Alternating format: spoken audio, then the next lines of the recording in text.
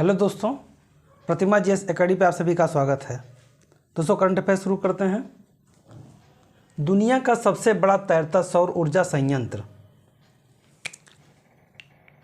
दोस्तों मध्य प्रदेश के खंडवा में, खंडवा एक ज़िला है, वहाँ पे दुनिया का सबसे बड़ा तैरता हुआ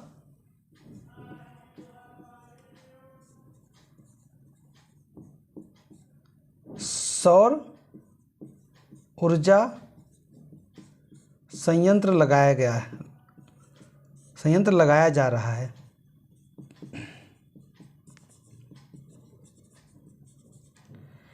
यानी खंडवा अब मध्य प्रदेश का एक ऐसा ज़िला हो जाएगा जहाँ पे तीनों प्रकार के संयंत्र लगाए गए हैं: सौर,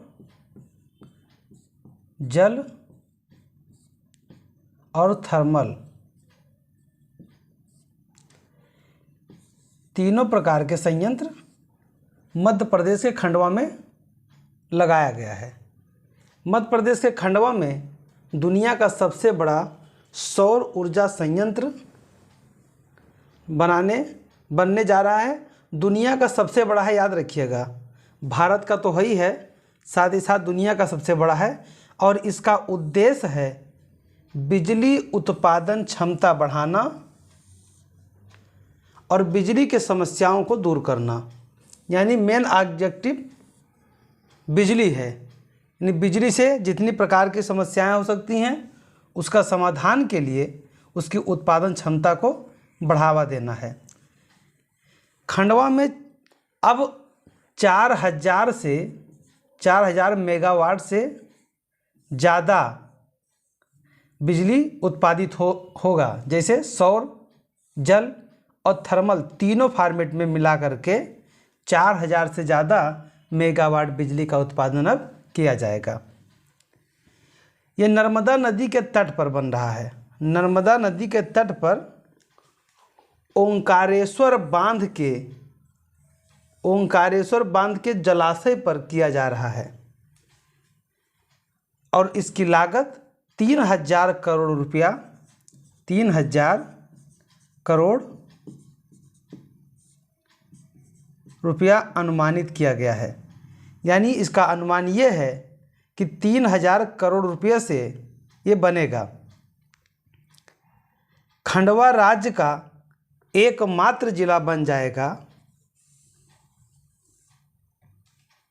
जहां पर एक ही जिला से 4000 मेगावाट से अधिक बिजली उत्पादित करने के साथ सौर, जल और थर्मल सहित तीनों चीज़ें मौजूद होंगी। यानी कि अब वहाँ पे स्थिति इस तरह से होगा कि नर्मदा नदी के ओंकारेश्वर बांध के जलाशय पर जो निर्माण किया जाएगा, इसके निर्माण करते ही सौर, जल और थर्मल तीनों फॉर्मेट से बिजली का उत्पादन अब होगा। यानी मध्य प्रदेश का खंडवा जिला महत्वपूर्ण हो गया है। यह प्रोजेक्ट 2 चरणों में पूरा किया जाएगा और इससे पैदा होने वाली कुल 600 मेगावाट की बिजली राज्य सरकार की पावर कंपनी एमपीएमसीएल खरीदेगी। तो यहाँ पे आपको कितने पॉइंट पे महत्वपूर्ण ध्यान रखना है। पहला तो ये है कि ये कहाँ पे स्थापित किया जा रहा है, तो मध्य प्रदेश के खंडवा जिले में। खंडवा जिला इंपॉर्टेंट हो गया, पहला पॉइंट। दूसरा पॉइंट, इनका उद्देश्य क्या होगा, तो दूसरा पॉइंट उद्देश्य यही है कि बिजली का उत्पादन बढ़ाना और साथ ही समस्याओं से निजात पाना। और तीसरा पॉइंट यहाँ पे होगा कि ओंकारेश्वर बांध, नर्मदा नदी के तट पर ओंकारेश्वर बांध के जलाशय पर बनाया जाएगा। और चौथा पॉइंट ये आपका हो जाएगा कि यहाँ पे सौर, जल और थर्मल तीनों फॉर्मेट में बिजली उत्पादित होगी। और पांचवा पॉइंट ये होगा कि कौन सी कंपनी खरीदेगी, तो एमपीएमसीएल खरीदेगी। अगला पॉइंट है जम्मू कश्मीर परिसीमन आयोग की अंतिम रिपोर्ट जारी हो गई है। इसके अंतरिम रिपोर्ट पहले आई थी जिसमें कुछ संभावनाएं बताया गया था कि क्या क्या हो सकता है, लेकिन अब रिपोर्ट अंतिम रूप से आ गई है और उसमें बता दिया गया है कि जम्मू कश्मीर की स्थिति किस रूप में होगी। तो राज्य पुनर्गठन अधिनियम के अनुसार, राज्य पुनर्गठन अधिनियम के अनुसार विधानसभा की 7 सीटें बढ़ाई गई हैं। देखिए, जम्मू कश्मीर में पहले जब वह राज्य था, यूटी नहीं बना था, तब 87 सीटें वहाँ पे थीं, सीटें मौजूद थीं। लेकिन जब यूटी बना तो जम्मू कश्मीर एक तरफ और लद्दाख एक तरफ, यानी 2 यूटी बना, एक यूटी लद्दाख बना और एक यूटी जम्मू कश्मीर बना। जब लद्दाख यूटी बना तो इसमें से 4 सीटें लद्दाख की कट गई, यानी समाप्त हो गई। अब टोटल बचा 83 सीटें। अब 83 सीटें बची थीं, लेकिन जब परिसीमन हुआ तो इसमें 7 सीटें बढ़ाई गईं। तो 83 + 7 = 90, यानी कि 90 सीटें मौजूद हो गईं। अब इन 90 सीटों में से जो 7 सीटें बढ़ाई गईं, इन 7 में से 6 बढ़ाया गया जम्मू संभाग में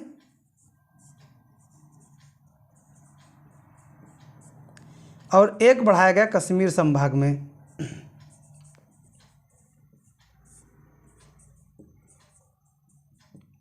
कश्मीर संभाग में अब टोटल जो सीटें हो गई हैं 83 सीटें हैं जम्मू संभाग में और 47 सीटें हैं कश्मीर संभाग में, यानी 43 जम्मू में और 47 कश्मीर में। अब टोटल हो गया 90 सीटें।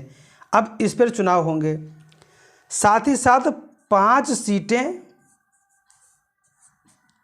लोकसभा की है, तो जिसमें से 2 सीटें इधर, 2 सीटें बराबर हैं और एक दोनों को मिला करके एक लोकसभा बनाया गया, यानी 2.5 2.5 2.5 सीटें दोनों को मिली हुई हैं।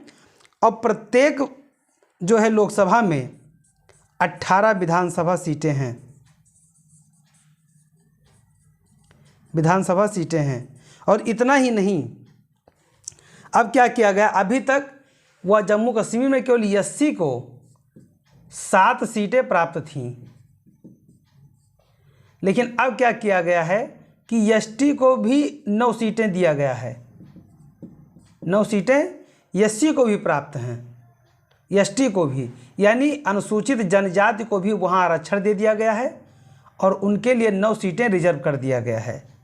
और उन 9 सीटों में से 6 दिया गया है जम्मू में और 3 कश्मीर में, यानी कि 9 सीटें एसटी का भी वहाँ पे रिजर्वेशन दे दिया गया है। अब यहाँ पे आपको देखना है ये बात कि विधानसभा की 7 सीटें बढ़ाई गई हैं। पहले 83 से 90 कर दिया गया है। यूटी बनने के पहले 87 था, 87 में से लद्दाख बना, 4 हट गया। परिसीमन आयोग ने जम्मू संभाग में 6 व कश्मीर संभाग में 1 सीटों का, विधानसभा सीटों को बढ़ाया गया है। अब जम्मू में 43 और कश्मीर में 47 सदस्य होंगे। यूटी बनने से पहले 87 था, जिनमें 4 लद्दाख में हट गया, फिर 83 बचा, 7 परिसीमन से जोड़ दिया गया, 90 हो गया। पहली बार अनुसूचित जनजाति के लिए भी 9 सीटों पे आरक्षण दिया गया है। 6 सीटें जम्मू में और 3 कश्मीर में दिया गया है तथा एससी को, यानी अनुसूचित जाति को पहले की तरह 7 सीटें प्राप्त हैं। 5 लोकसभा सीटें हैं, प्रत्येक में 18 विधानसभा सीटें होंगी। परिसीमन आयोग के अध्यक्ष सुप्रीम कोर्ट के रिटायर्ड जज रंजना प्रकाश देसाई हैं और जम्मू कश्मीर में आखिरी बार परिसीमन 1995 में हुआ था। 1995 के बाद अब हुआ है 2022 में। अगला पॉइंट है राष्ट्रीय परिवार स्वास्थ्य सर्वेक्षण की 5वीं रिपोर्ट, नेशनल फैमिली हेल्थ सर्वे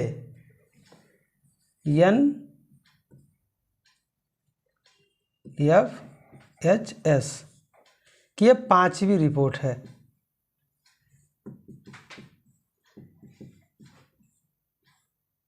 5वीं रिपोर्ट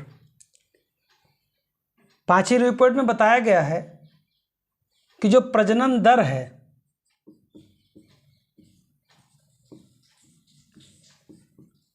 कम होकर के 2.0 हो गया है। भारत ने जो लक्ष्य रखा था एक समय, वो 2.1 प्रजनन दर रखने का लक्ष्य रखा गया था कि इतना होना चाहिए जिससे हमारी जो जनसंख्या है वो नियंत्रित रहेगी, लेकिन यह कम होकर के 2.0 हो गया है। कुछ समुदायों में बहुत तेज़ी से बढ़ रहा है और कुछ समुदायों में एकदम 0 पे पहुंच गया है, मतलब नेगेटिव पहुंच गया है, और कुछ में थोड़ा बहुत बैलेंस के साथ बराबर चल रहा है। तो भारत में कुल प्रजनन दर की कमी आई है। इस रिपोर्ट में बताया गया है कि यह 2.2 से घट करके 2.0 हो गया है, और सर्वेक्षण में बताया गया है इसके 3 कारण। पहला कारण बताया गया है प्रजनन दर कम होने का पहला कारण बताया गया है गर्भ निरोधक का प्रयोग। दूसरा कारण बताया गया है परिवार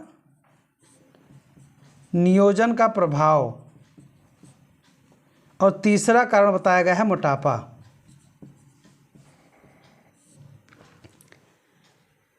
बताया गया है कि गर्भ निरोधक का प्रयोग जो है, जो चौथी रिपोर्ट तक 54% था, वह बढ़ करके 67% हो गया है। 67% लोग अब गर्भ निरोधक का प्रयोग करने लगे हैं। और वहीं परिवार नियोजन का प्रभाव भी देखा गया है कि परिवार नियोजन की वजह से भी काफ़ी बदलाव आया है। लगभग 13% के आसपास परिवार नियोजन का प्रभाव देखा गया है। और मोटापा को माना जाता है कि लगभग जो 21% था, वह अब हो गया है 24%। यानी महिलाओं में मोटापा पहले 21% था और अब यह बढ़ करके 24% हो गया है, जिससे प्रजनन क्षमता क्षीण हो गई है। तो इन तीनों कारण पे फोकस किया गया है, मतलब कारण बताया गया है कि प्रजनन दर कम होने का ये कारण है। फिर भी कई ऐसे देश के राज्य हैं जो आज भी 2.1 से ज़्यादा वृद्धि दर कर रहे हैं, जैसे बिहार है, मेघालय है, उत्तर प्रदेश है। बिहार, मेघालय, उत्तर प्रदेश, झारखंड, मणिपुर। देखिए बिहार सबसे शीर्ष पे है। बिहार सबसे ज़्यादा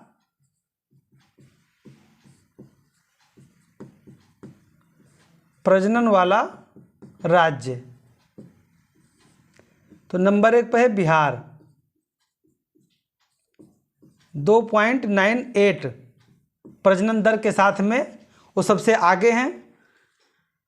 और नंबर 2 पे है मेघालय,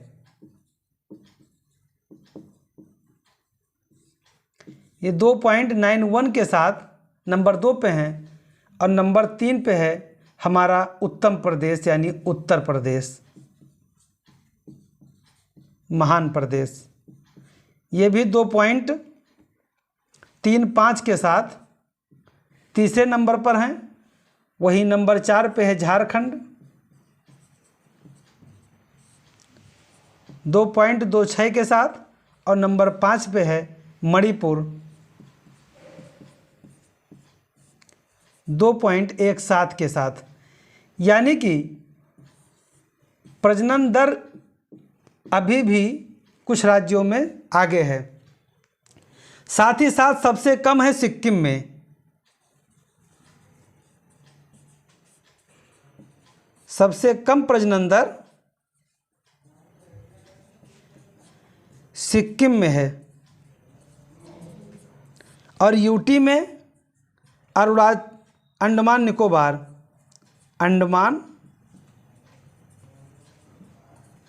निकोबार, तो सबसे कम प्रजनन दर यहाँ पे है। तो ध्यान रहे कि आपको ये पूछा जा सकता है, तो बिहार याद रहना चाहिए और सिक्किम याद रहना चाहिए। साथ ही साथ अगर उत्तर प्रदेश की तैयारी कर रहे हैं तो ये उत्तर प्रदेश का याद होना चाहिए।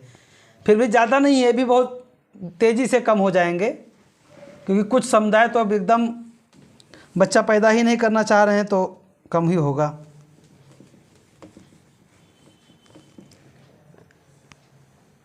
देश में बिहार में सर्वाधिक और सिक्किम में सबसे कम प्रजनन दर देखा गया है। बिहार में 2.98, मेघालय में 2.91, उत्तर प्रदेश में 2.35, झारखंड में 2.26 और मणिपुर में 2.17। वहीं ग्रामीण क्षेत्रों में 2.1 प्रजनन दर है, तो शहरी क्षेत्रों में 1.6 प्रजनन दर है। यानी इससे देखा जा रहा है कि आने वाले समय में हमारे पास 20 सालों में युवा तो बहुत होंगे, लेकिन आने वाले 50 सालों में भारत में वृद्ध जनसंख्या ज़्यादा होगी, क्योंकि युवा ज़्यादा नहीं होंगे। जब बच्चे नहीं होंगे तो युवा कहाँ से आएंगे। इसमें एक कारण मोटापा को बताया गया है कि मोटापा भी प्रजनन दर में गिरावट का कारण है, जिसमें महिलाओं में 21% से बढ़ करके अब 24% महिलाएं मोटी होती जा रही हैं। वहीं पुरुष भी कम नहीं हैं, वो भी 19% पहले मोटे थे, अब 23% हो गए हैं। तो 23% हो गए हैं। अगला पॉइंट है भारत के पहले एथेनॉल संयंत्र का उद्घाटन। देखिए, बिहार में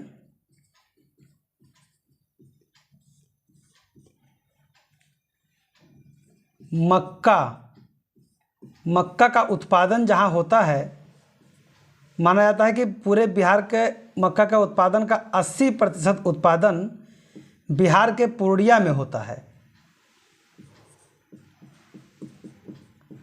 पूर्णिया में, और इसी कच्चे माल को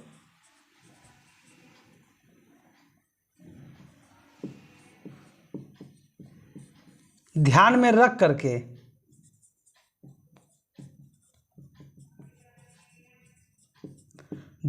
करके यह संयंत्र लगाया जा रहा है। कोई भी संयंत्र या कोई भी कारखाना कच्चे माल पर आधारित होता है, तो कच्चे माल की उपलब्धता के आधार पर वहाँ पे संयंत्र लगाया जाता है और मक्का से इथेनॉल बनाया जाता है। इसी को ध्यान में रख करके बिहार के मुख्यमंत्री नीतीश कुमार ने बिहार के पूर्णिया स्थित परोरा में भारत के पहले इथेनॉल संयंत्र का उद्घाटन किया। यानी ये देश का भी पहला है